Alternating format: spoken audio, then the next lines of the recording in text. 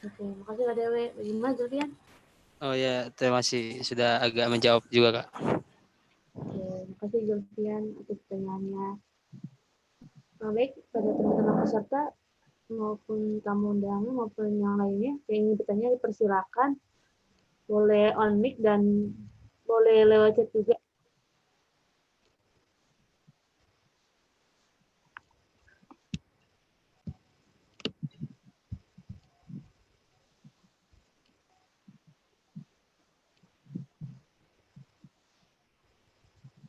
Silakan teman-teman yang lainnya.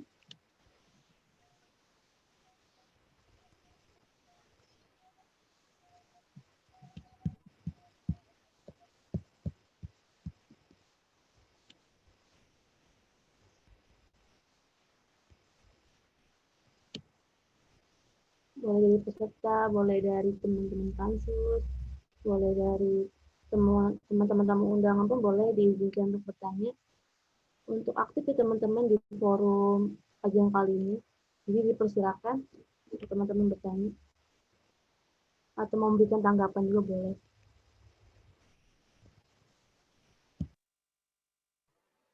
Dan saya lagi ya sebelum ini. Oh iya Kak, silakan Kak. Gini ya, saya mau ngingetin lagi ke kalian untuk Hima. Jadi untuk pemateri ya. Jadi untuk pemateri silakan kalian cari tahu bagaimana background dia selama di UHAMKA itu track recordnya seperti apa kayak gitu. Jangan sampai kalian nanti misalkan ada pemateri yang track recordnya bermasalah ya atau punya kasus dan lain-lain. Nah itu nantinya jika diketahui kader itu kurang etis sebagai panutan dia karena nanti kan pemateri ini yang akan menyampaikan bagaimana sih KM gitu. Dia wajah KM. Jadi bagaimana nanti pematerinya harus memang berkompeten dan tidak mempunyai track record yang buruk.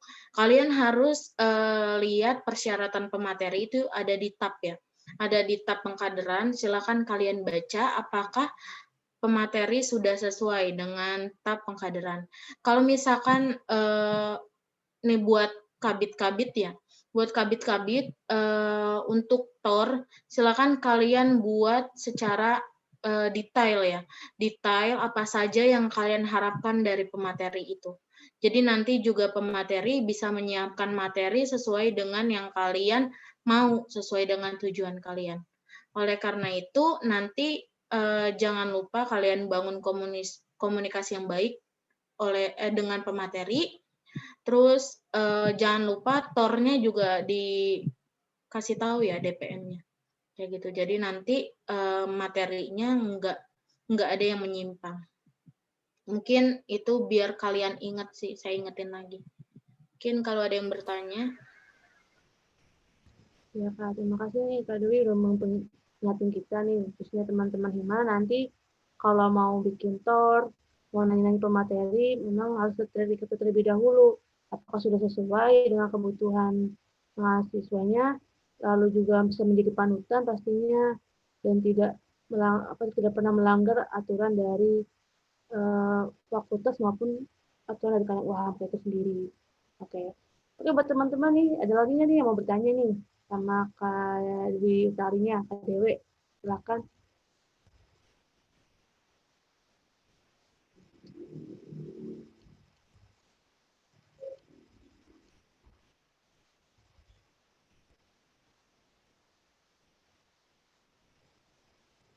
Ini teman-teman pansus boleh, teman-teman peserta juga boleh, tamu undangan juga boleh, siapapun boleh bertanya. Silakan. Mungkin bertanya Kak, emang kriteria dari materi itu kayak gimana sih Kak? Atau kriteria dari produk hukum yang benar itu kayak gimana sih Kak? Untuk nanti dikasih oleh adik-adik kader gitu, silakan. Saya nggak tahu ya, tabnya udah berubah isinya dari angkatan saya Ya, atau belum. Jadi untuk pemateri itu persyaratan pemateri atau kriteria pemateri itu ada di tab ya, di tab pengkaderan. Jadi silakan kalian baca sendiri, kalian yang bisa menilai karena biasanya pematerinya mungkin dari alumni kalian dan lain-lain. Nah, itu kalian yang bisa menilai apakah ini cocok atau tidak dijadikan pemateri. Nah, tapi dengan catatan DPM juga harus tahu. Kalian juga DPM harus mencari tahu background dari pemateri tersebut. Jadi nanti di TOR kan ada tuh siapa pematerinya dan lain-lain.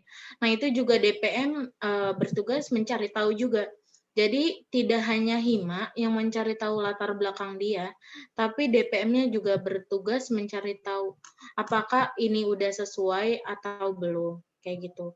Nah, kalau misalkan memang tidak sesuai atau bagaimana, nah itu silakan kalian koordinasi dengan DPM dan HIMA-nya. Carilah jalan tengahnya, kira-kira bagaimana, kayak gitu. Kalau misalkan untuk kriteria seperti apa, saya nggak bisa menyebutkan karena itu udah ada semua di tab kalian. Jadi silakan kalian baca tabnya, kalian sesuaikan, dan kalian buat tornya, dan DPM juga mencari tahu. Kayak gitu, mungkin itu ya, Syahira. Oh, terima kasih Kak Dewi atas jawabannya nih, di nambah pengetahuan juga. Ini bagaimana teman-teman, ada lagi nggak yang mau bertanya? Boleh yuk, aktif yuk, bisa yuk. Kak, izin bertanya. Oke, silakan, dari mana? Nama saya Yopi Sanjaya dari Prodi Pendidikan Sejarah. Ingin Oke, bertanya, silakan. pada pasal 11, kan ada itu Kak, apabila suatu prodi belum memiliki HIMA, maka kegiatannya tuh diamanahkan kepada BEM fakultas. Mengapa? Jadi inti pertanyaannya, mengapa pelaksananya itu diserahkan kepada BEM fakultas dan bagaimana alurnya juga Kak? Itu Kak. Oke, terima kasih Yopi atas pertanyaannya. Mungkin Kak Dewi boleh jawab. Ya, jadi kenapa yang mengadakan itu BEM fakultas ya? Karena kan kasusnya mereka belum punya HIMA. Saya contohkan di kedokteran. Jadi kedokteran itu mereka belum mempunyai HIMA, jadi yang melaksanakan itu eksekutifnya. Nah, eksekutifnya itu siapa? Berarti BEM fakultasnya. Karena DPM itu tidak bisa melaksanakan kegiatan tersebut, karena DPM sebagai pengawas, jadi yang melaksanakan eksekutifnya, yaitu BEM fakultas. Nah, teknisnya seperti apa? Jadi mulai dari misalkan menyelenggarakan LKTD. Nah, itu yang selenggarakan siapa? BEM Fakultas Kedokteran. Nah, BEM Fakultas Kedokteran ini merekrut yang akan menjadi calon-calon anggota HIMA atau calon yang mengikuti LKTD. Jadi mereka bertugas melaksanakan LKTD, LKTM. Nah, itu BEM Fakultas semua yang menghandle karena belum ada HIMA-nya. Nanti kalau misalkan HIMA-nya terbentuk, barulah himpunannya yang melaksanakan pengkaderan dan semua kegiatan di program studinya. Kalau misalkan belum ada HIMA, itu memang yang ditugaskan eksekutif yang ada di tingkatannya. Kayak gitu. Jadi di sini kalau misalkan di Fakultas Kedokteran berarti BEM fakultasnya. BEM fakultasnya koordinasi ke siapa? Ke Kemendagri. Kayak gitu. Mungkin itu ya. Oke, makasih atas penjelasannya Kak. Sudah cukup jelas Kak. Oke. Makasih Yopi dan makasih Kak Dewi atas jawabannya mengenai kalau misalnya kalau nggak ada HIMA, siapa yang memegang eksekutif ya? Yaitu BEM yang ada di fakultas tersebut. Baik, untuk teman-teman peserta ada lagi yang ingin bertanya?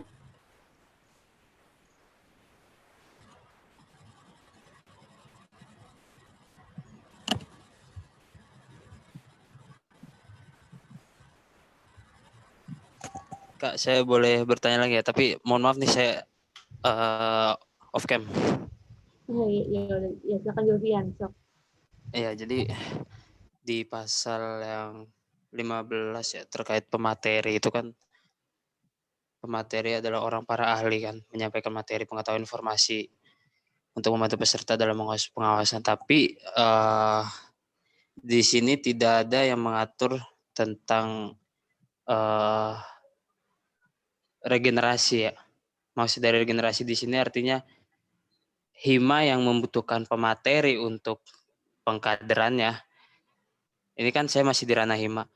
Terkadang agak terkecoh dengan representasi ya. Artinya seharusnya untuk pemateri yang memang cocok untuk mengisi di tahun yang ini, justru kita memilih pemateri dari alumni himpunan itu sendiri yang udah terlampau jauh gitu, sehingga kita mendapat pemateri yang orangnya itu saja dari tahun ke tahun gitu. Nah, tanggapan dari kakak, apakah perlu untuk memberikan regulasi terkait pemateri agar ada regenerasi yang akan diselenggarakan? Itu bagaimana tanggapan kakak? Apakah perlu ada regenerasi, maksudnya aturan untuk mengatur regulasi dari pemateri untuk agar ada regenerasi?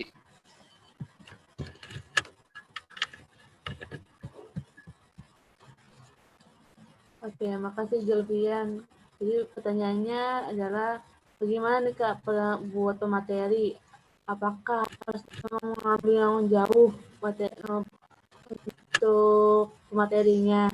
Apakah tidak bisa untuk yang dekat-dekat, tapi dia lebih mengetahui pengalaman mengenai materi-materi LKTD? Itu seperti itu kurang lebih Kak. Silakan untuk Kak Dewi menjawab. Ya. Suara saya kedengeran nggak? Kayaknya wifi saya rada error nih. Didengar Kak? Kedengeran nggak suara saya? Kedengeran Kak? Kedengeran. Jelas. Oke, semoga kedengeran. Jadi untuk pemateri,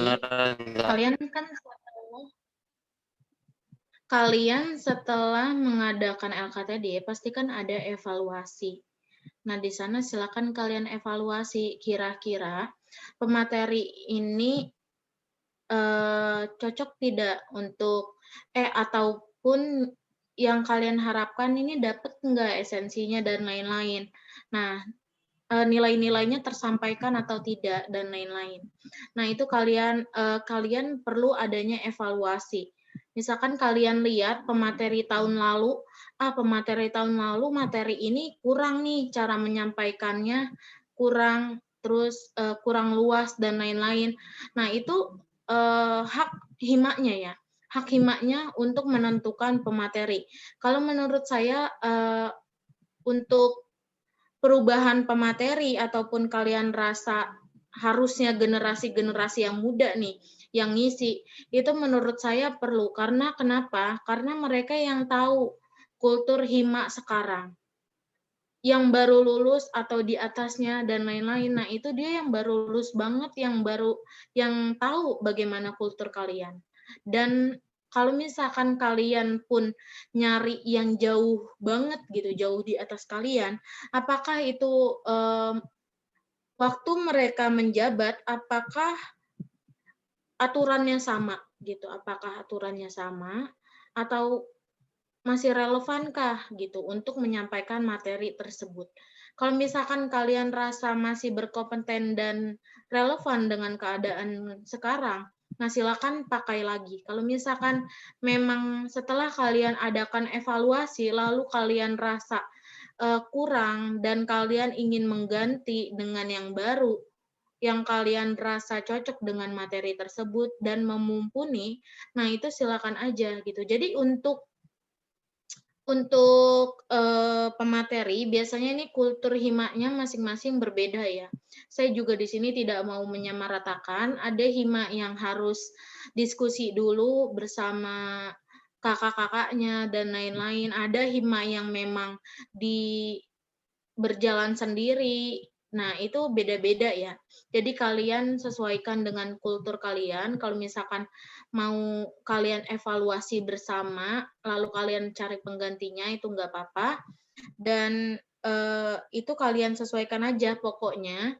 Siapapun pematerinya, yang penting dia tahu landasan berlembaga kita, landasan hukum kita, dia tahu materi yang ingin disampaikan dan dia memumpuni. Menurut saya itu aja sih yang penting. Enggak ini sih, enggak ngaruh dia angkatan berapapun. Kalau misalkan dia baru lulus tapi dia bisa memumpuni, nah itu enggak apa-apa kayak gitu. Itu menurut saya. Jadi kalian silakan sesuaikan lagi dengan keadaan himpunan kalian.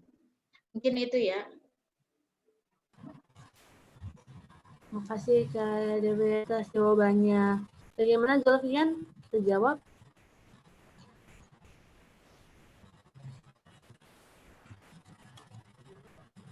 Perlu ya untuk adanya regulasi yang mengatur pemateri itu baiknya seperti apa, terus batasan-batasan pemateri misalnya diatur untuk tahun ini, dari tahun ini ke tahun ini gitu ya, bisa dijadikan. Ya, oke. Terima kasih Kak. Oke, makasih Zulfian atas pertanyaannya dan Kak Dewi atas jawabannya. Bagaimana teman-teman? Ada lagi yang ingin bertanya?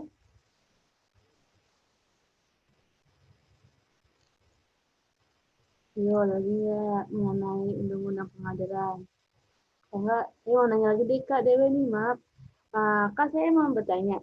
Pasti beberapa hima itu bertanya, kenapa sih di LKTD itu tidak ada manajemen aksi, adanya manajemen aspirasi. Sedangkan kan kita selalu aksi nih demo, tapi kita tuh tidak dibekali di LKTD. Nah, mungkin kakak ini bisa kasih jawaban ke kita alasan mengapa tidak adanya manajemen aksi di LKTD kak, ada di LKTN. Silakan Kak Dewe.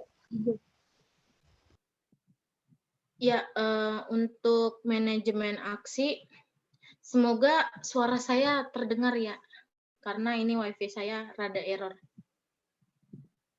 Kenapa manajemen aksi? Kan kita LKTD ini kita baru mengasih bekal untuk menjadi lembaga di himpunannya. Nah, itu manajemen aspirasi ya materinya. Manajemen aspirasi, gimana kalian nanti menyampaikan kepada prodi kalian. Kenapa kita, misalkan kenapa kader belum dapat materi manajemen aksi, tapi diajak-ajak demo dan lain-lain. Nah, itu sebenarnya setiap demo kan ada teklab ya, terus yang mengatur siapa ininya, siapa, aduh saya lupa nih udah lama nggak demo. Ya pokoknya ada rapatnya kan sebelum demo itu. Nah, itulah dibahas di sana. Kalian ngapain aja fungsinya dan lain-lain. Nah, itu yang menjadikan bekal kalian untuk nanti aksi. Makanya kalian harus ikut kajian sebelum aksi. Jangan sampai kita ikut aksi tapi kita nggak ikut kajiannya. Nah, biasanya yang jadi korlap dan lain-lain itu kan mereka-mereka yang sudah di BEM ya. Nah, oleh karena itu, materi kajian aksi ini ditaruhnya di fakultas ya, di fakultas. Nih di LKTM. Karena memang biasanya yang jadi korlapnya itu memang anak-anak BEM-nya. Kayak gitu. Nah, kenapa kalau misalkan kalian rasa ini sudah tidak sesuai, harusnya manajemen aksi LKTD. Nah, ya udah itu menjadi DIM. Tapi kalian harus tahu apa alasannya. Karena kan tadi saya bilang kalau hima itu fokusnya hanya akademik dan keprofesian. Jadi untuk aspirasi ini diharapkan nanti himanya bisa menyampaikan secara baik-baik kepada program studi. Menjadi lidah mahasiswa, penyambung kayak gitu. Makanya ditaruhnya manajemen aspirasi. Untuk masalah kader yang belum dapat materi manajemen aksi tapi ikut aksi, nah itu harus mengikuti kajiannya terlebih dahulu agar tahu bagaimana tugas dia di lapangan. Kayak gitu. Mungkin itu aja Syahira. Oke, terima kasih nih Kak Dewi atas jawabannya. Jadi kalau misalnya buat itu kita lebih terfokus terhadap akademik dan keprofesian. Yang mana nanti teman-teman HIMA ini akan lebih fokus menyampaikan aspirasi mahasiswa di program studi masing-masing. Lalu buat aksi itu akan lebih terfokus di badan eksekutif mahasiswanya. Oke Kak, makasih nih. Mudah-mudahan teman-teman HIMA juga bisa mendapatkan ilmu baru. Alasan sih kenapa nggak ada manajemen aksi di LKTD. Oke, silakan untuk teman-teman yang ingin bertanya. Ada lagi?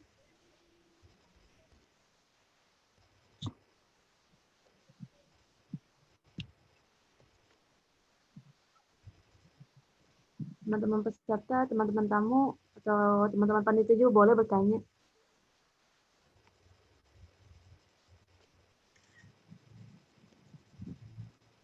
Nah, yang belum mau nanya sebelum ditutup. Iya nih. Kita manfaatin forumnya teman-teman. Apa sih yang masih penasaran mengenai LKTD? Apa aja? Atau enggak tentang produk hukum pengadilannya apa gitu. Yang masih teman-teman belum paham, silahkan ditanyakan.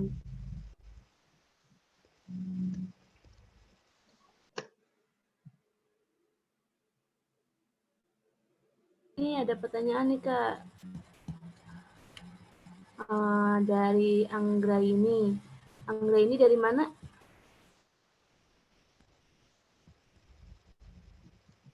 Oh, dari HIM PBSI kan, namanya saya Anggra ini dari HIM PBSI.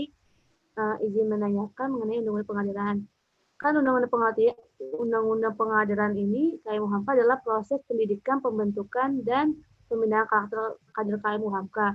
Pertanyaannya, bagaimana bisa kita memaksimalkan karakter kader pada saat LKPD online, Kak? Dan bagaimana cara kita mengetahui karakter dari kader tersebut? Terima kasih, Kak. Ya. Ya, saya langsung menjawab. Ya, silakan. Jadi sebenarnya nggak jauh beda jawabannya sama yang tadi ya, yang pertama.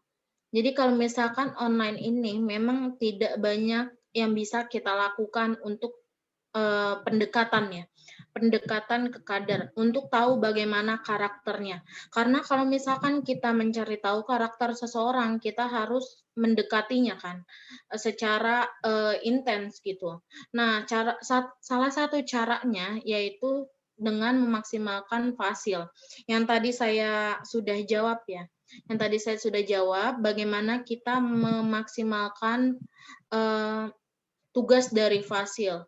Nah, itu bisa dengan pendekatan personal ataupun satu fasil menangani berapa orang dan lain-lain. Nanti seiring waktu kalian akan tahu karakternya.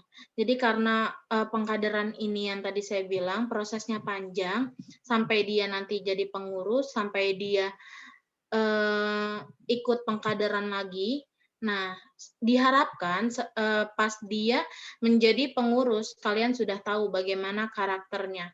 Walaupun secara online itu bisa, kalau misalkan kita memang, misalkan satu fasil, ambillah 3 orang misalkan. Nah, itu benar-benar kalian lakukan pendekatan secara personal, nah itu bisa kelihatan karakternya. Karena memang untuk online ini nggak banyak yang bisa kita lakukan ya. Jadi itu menurut saya salah satu cara yang baik ya. Cara yang baik agar kita tahu bagaimana karakternya melalui pendekatan personal. Walaupun sekarang online tapi bisa via chat, telepon, video call mungkin dan lain-lain. Nah, itu bisa. Mungkin itu aja ya jawabannya. Baik, makasih Kak Dewi atas jawabannya. Bagaimana buat penanya? Tadi dari Angga ini, apa ada tanggapan? Oke, sudah cukup Kak. Baik. Oke, untuk teman-teman masih ada lagi yang ingin bertanya?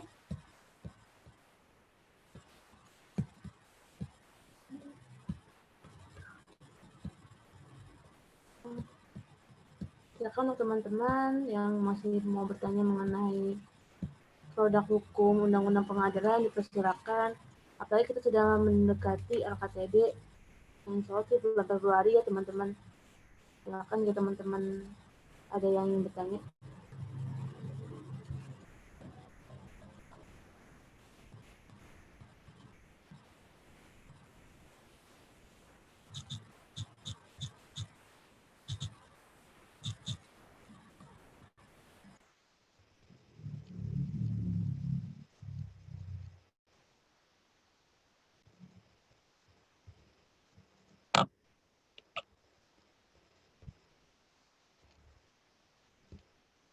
Kak, ada pertanyaan titipan nih Kak, karena katanya nggak bisa turun Zoom. Jadi pertanyaannya gini Kak, dari Citra. Bagaimana dampak dari LKTD yang tidak sesuai dengan undang-undang Kak? Bagaimana ke depannya? Itu Kak.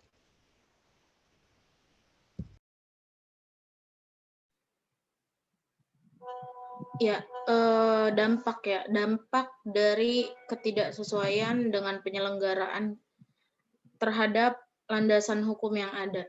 Ya tidak akan tercapai gitu tujuan yang akan kita capai.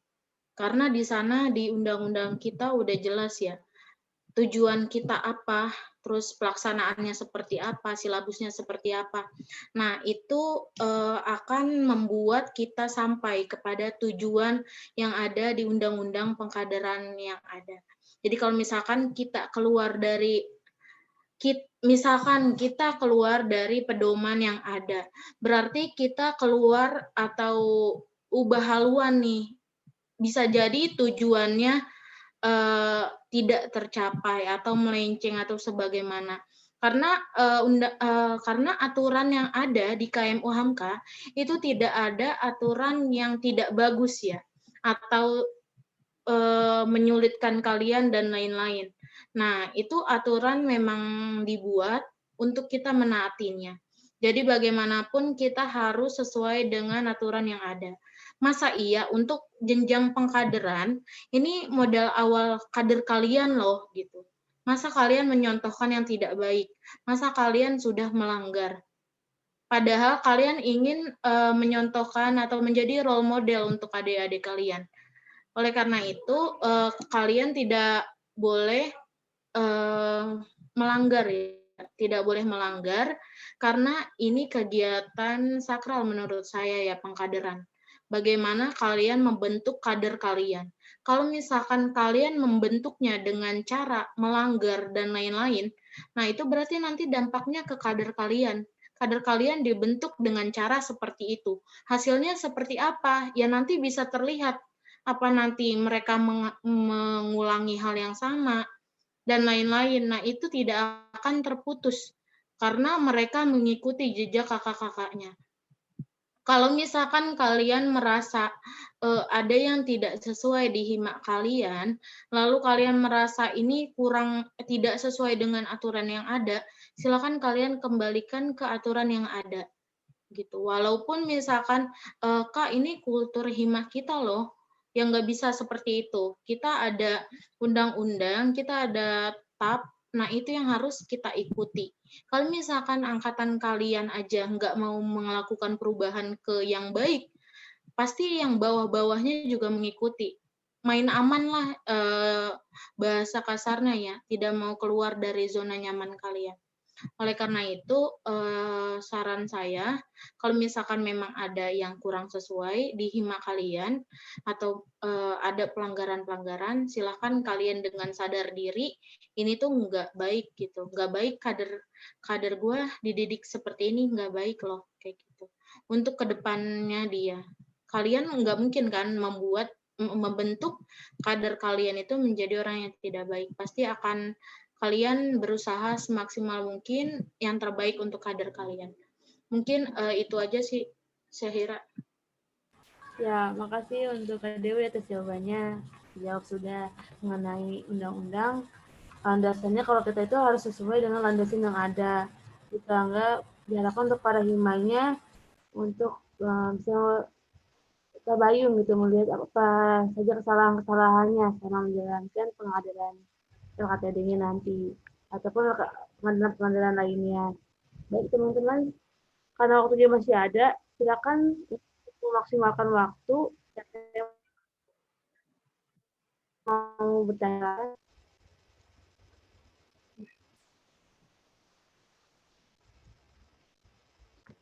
Yuk, kita maksimalkan waktunya yang masih ada. Belum nanti waktunya habis dan akan saya tutup.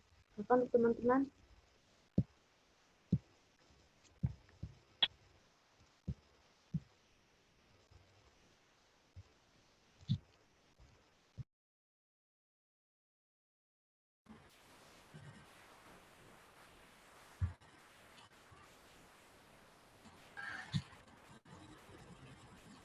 Bagaimana?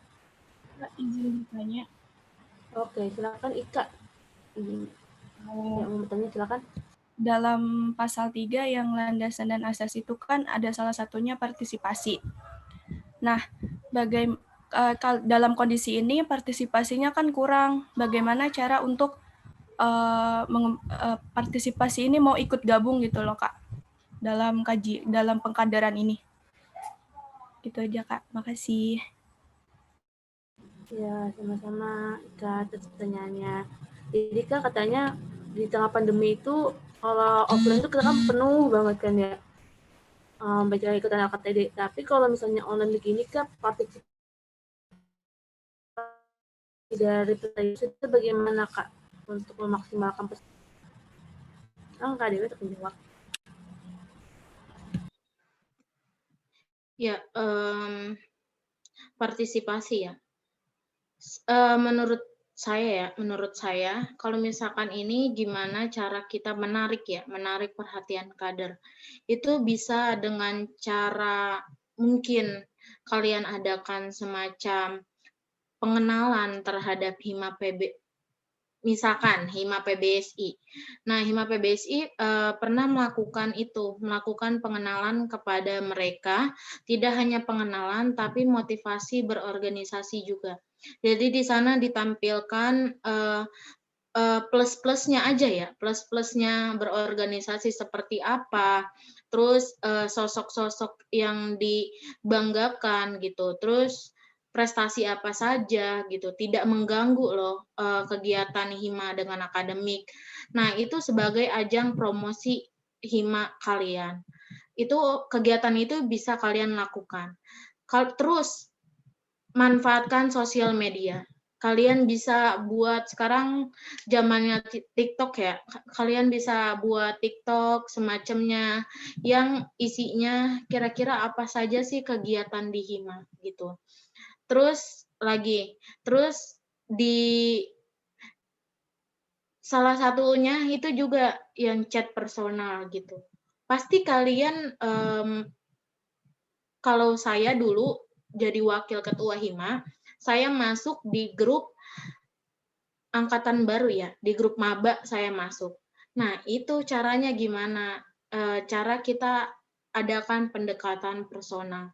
Kalian kenalkan Hima kalian, gitu. Lalu, kalian juga bisa berkoordinasi bersama prodi.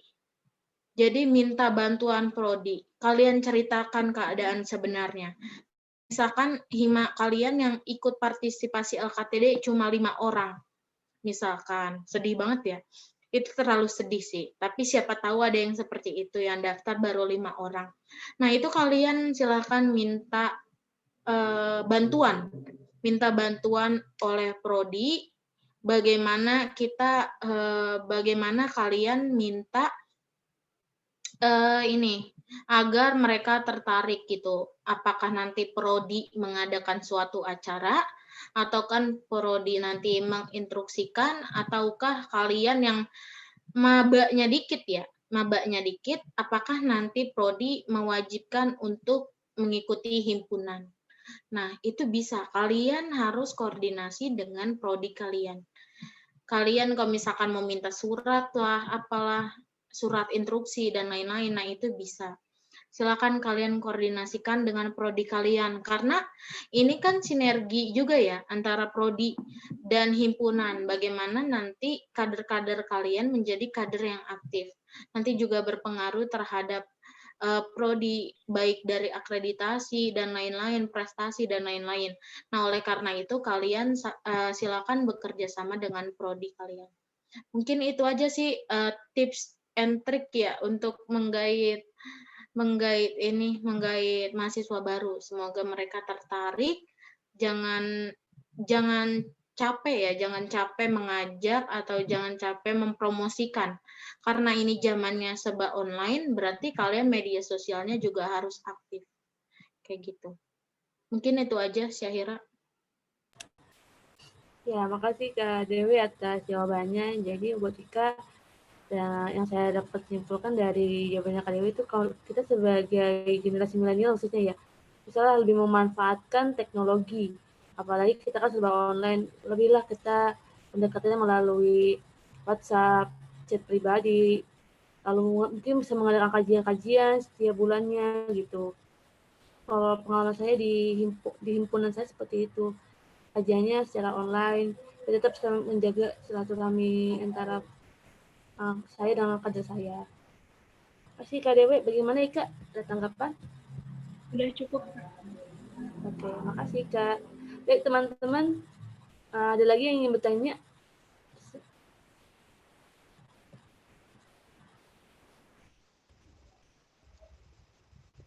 Untuk teman-teman peserta, ada yang lagi yang ingin bertanya? Buat teman-teman tamu juga yang dari luar ekip, dipersilakan. Yang masih penasaran mengenai undang-undang pengadilan itu seperti apa pun boleh ditanyakan sama kakak pematerinya.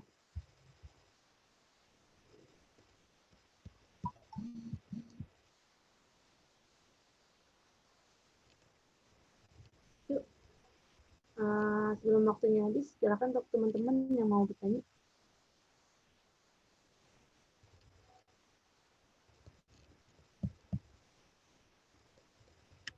Gimana teman-teman peserta, ada lagi?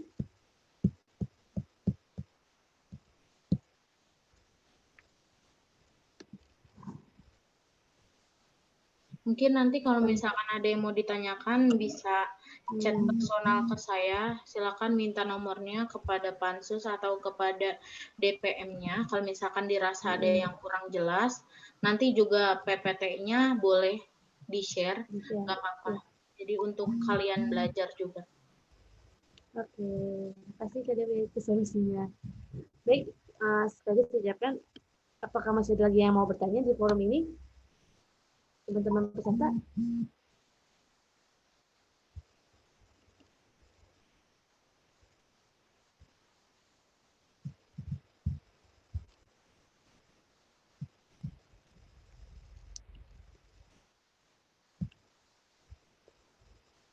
Lagi nih mengenai AKTD mungkin mau ditanyakan. Tidak ada, akan saya cukupkan teman-teman.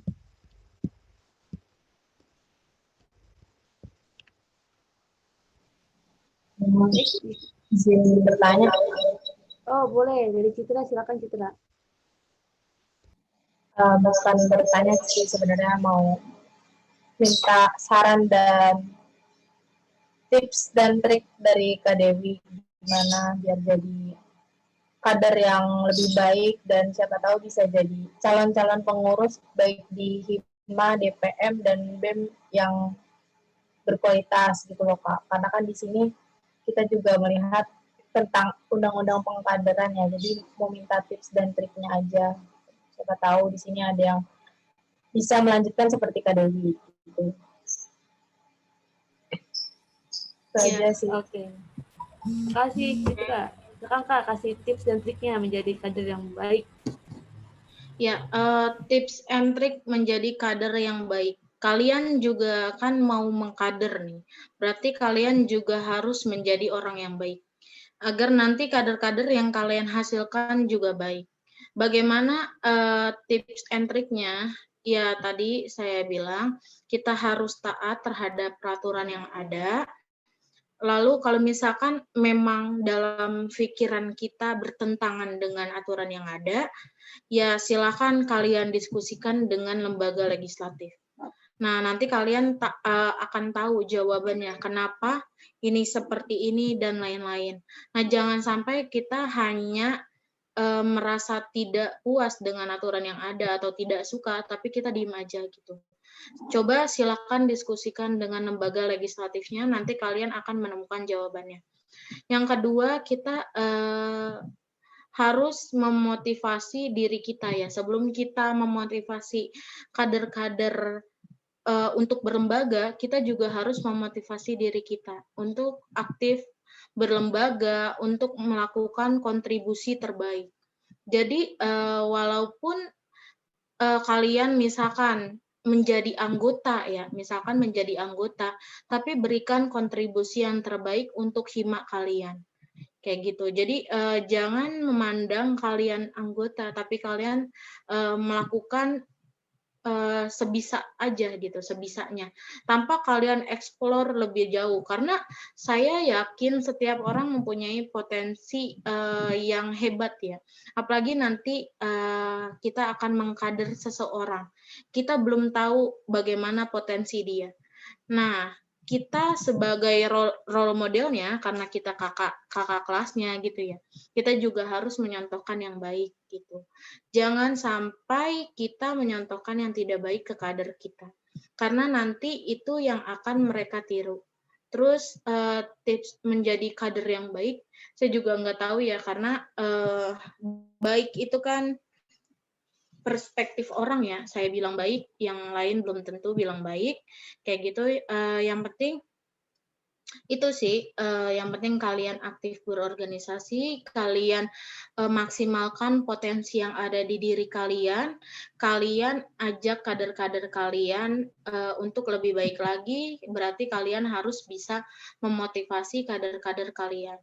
Jangan sampai nilai-nilai atau karakter-karakter buruk kalian atau yang masih jeleknya itu bawa ke kader kalian.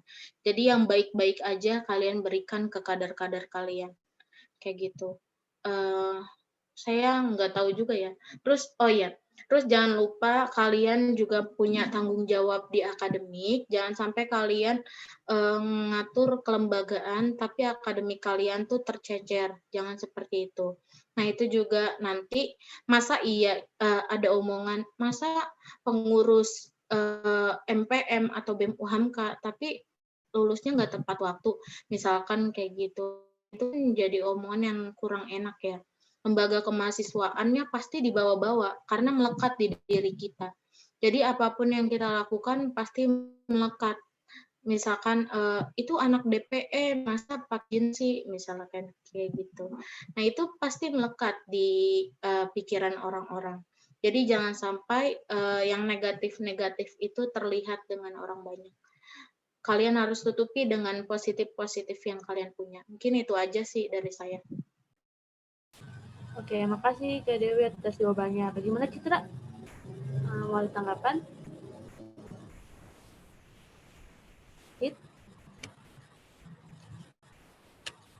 Oke, mungkin tidak cukup kali ya Kak, karena melihat waktu juga sudah mau habis. Oke teman-teman, karena melihat waktu sudah habis, mungkin sebelum kita tutup acara kali ini, acara kajian kita kali ini, mungkin ada pesan dari Kak Dewi mengenai produk hukum Undang-Undang Pengadilan Kak. Apalagi bentar lagi kita akan melakukan LKTD. Sekarang Kak Dewi untuk pesan-pesannya. Ya, pesan saya aja sih. Pesan saya silakan kalian kaji lagi produk hukum yang ada. Ini saya sebagai pengantar saja, yang penting kalian tahu ada undang-undang ini, di dalamnya ada apa aja, semua aturan ada di sana. Nah, kalian bisa baca sendiri. Kalau misalkan kalian penafsirannya bingung, itu silakan tanya kepada kakak-kakak legislatifnya. Terus untuk pengkaderan ini karena dilakukan secara online, silakan buat konsep yang menarik agar kader-kader kalian nanti nggak ngantuk. Terus koordinasi materi nanti seperti apa, teknisnya dan lain-lain, jangan sampai ada miskomunikasi. Terus jangan lupa koordinasi dengan BEM dan DPM-nya, jangan sampai ada miskomunikasi. Lalu jangan beranggapan ini secara online formalitas doang, jangan kayak gitu, karena memang ini gerbang awal untuk kader kalian. Kalian harus buat sebagus mungkin, semenarik mungkin pengkaderan kalian agar nantinya mereka semangat berlembaga. Mungkin itu aja dari saya. Kalau misalkan ada yang salah kata atau kurang, saya mohon maaf. Terima kasih kepada DPM yang sudah mengundang saya dan Pansus. Mungkin cukup dari saya. Wassalamualaikum warahmatullahi wabarakatuh. Waalaikumsalam warahmatullahi wabarakatuh. Terima kasih untuk Kak Dwi Utari SPD atas penyampaian materi kajian kita kali ini mengenai Undang-Undang Produk Hukum KMU Hamka, yang mana ini adalah produk hukumnya untuk satu universitas. Sedangkan untuk yang di fakultas sendiri itu disebut dengan TAP.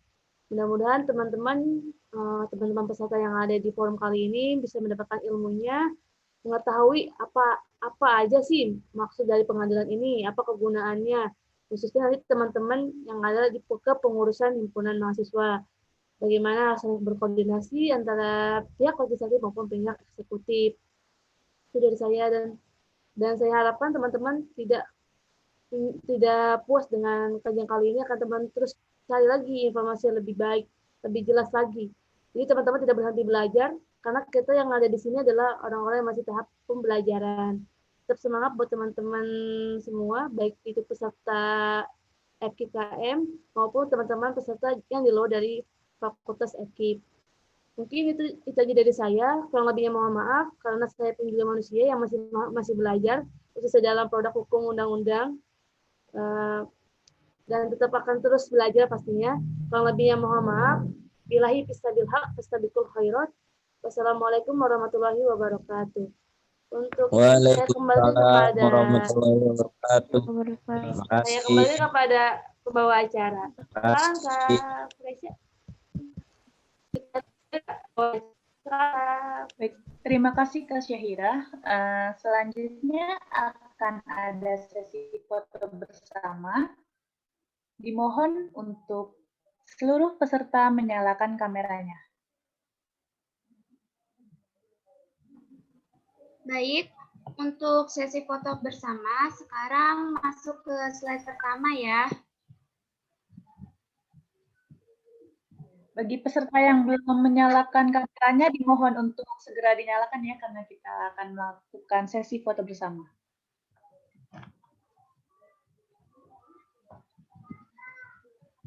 Baik, saya hitung ya.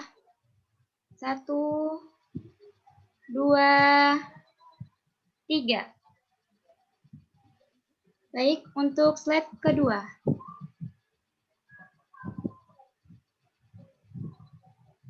Saya hitung ya.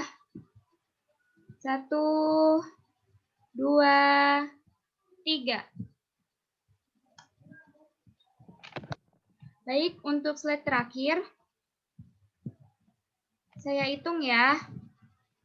1, 2, 3. Baik, sudah.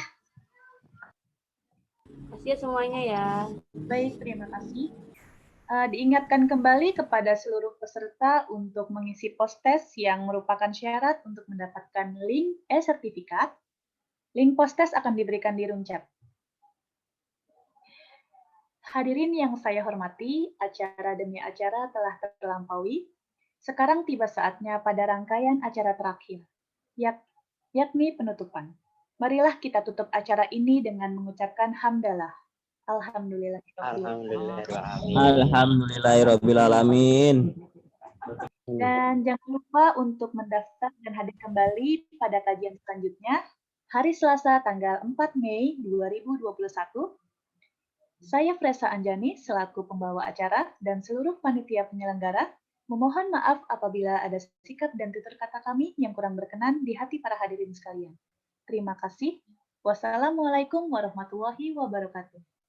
Waalaikumsalam warahmatullahi wabarakatuh. Terima kasih Kak Dewi. Waalaikumsalam warahmatullahi wabarakatuh.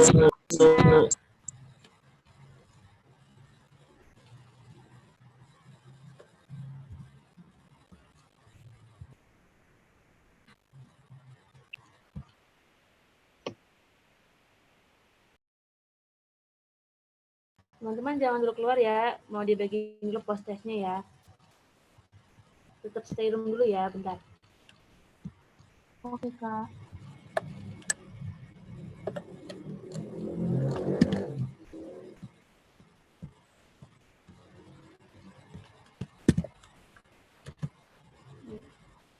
Silahkan teman-teman isi buat jadi persyaratan teman-teman mendapatkan sertifikat dari BPM.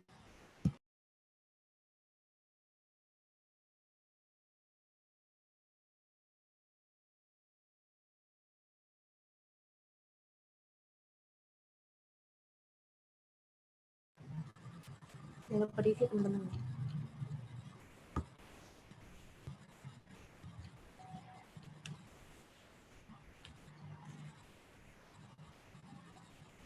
Oke, kalau sudah merasa diisi, teman-teman boleh meninggalkan room Zoom meeting ini. Saya ucapkan makasih ya.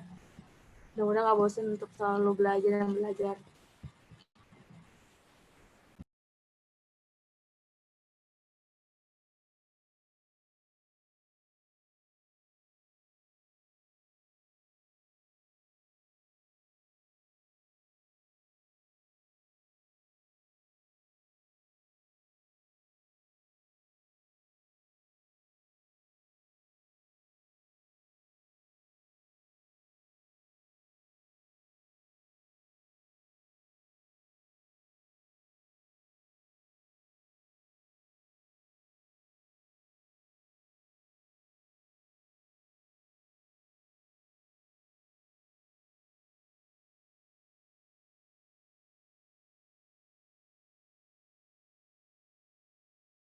Ya, sama-sama Jovian.